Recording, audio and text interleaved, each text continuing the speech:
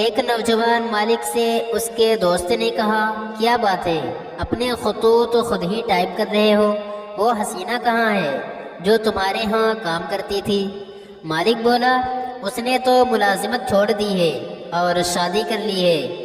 دوست نے پوچھا، کس سے؟ کون ہے وہ خوش نصیب؟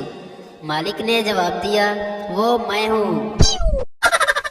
ایک مقدمے میں پولیس کے بیانات سننے کے بعد جج نے ملزم کے وکیل سے کہا کہ اگر وہ چاہے تو ملزم کو الگ لے جا کر اسے مزید کارروائی کے سلسلے میں مناسب ترین مشورے دے سکتا ہے۔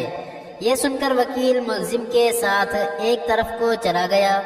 چند لمحے کے بعد وہ اکیلا واپس آیا تو جج نے اس سے کہا، ملزم کہاں ہے؟ وکیل نے جواب دیا، وہ تو بھاگ گیا، میں اسے مناسب ترین مشورہ یہی دے سکتا تھا۔ شہر کا ایک بچہ جب چھٹیاں گزارنے کے لیے اپنے چچا کے ہاں گاؤں گیا تو چچا اسے گھمانے کے لیے مویشیوں کی منڈی میں بھی لے گیا۔ وہاں چچا نے اچھی طرح گھومنے اور دیکھ بھال کرنے کے بعد ایک بھینس خریدی۔ بچہ یہ سارا تماشا دلچسپی سے دیکھتا رہا۔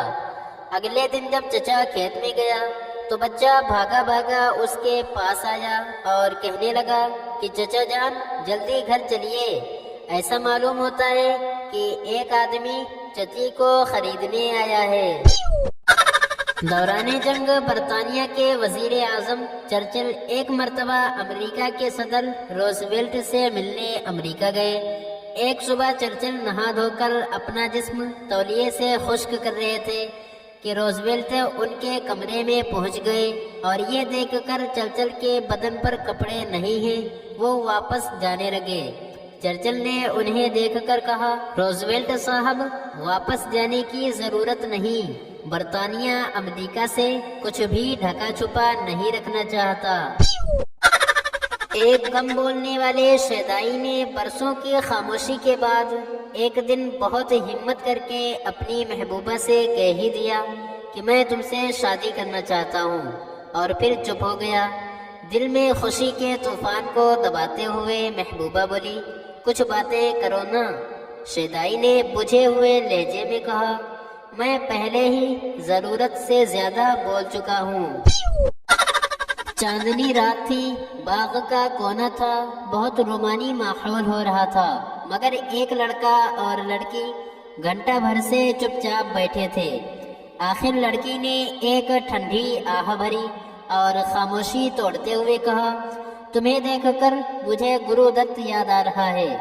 لڑکے نے خوش ہو کر کہا، کیا میں سچ مچ گرو دت جیسا لگتا ہوں؟ لڑکی نے کہا، بالکل، اس لیے کہ اسے مرے ہوئے برسوں ہو گئے ہیں۔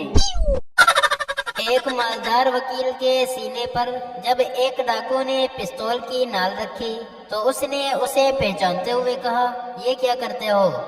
شاید تم نے مجھے پہچانا نہیں، میں وہی وکیل ہوں جس نے عدالت میں تمہیں پاگل ثابت کر کے تم کو پھانسی کے پھندے سے بچایا تھا۔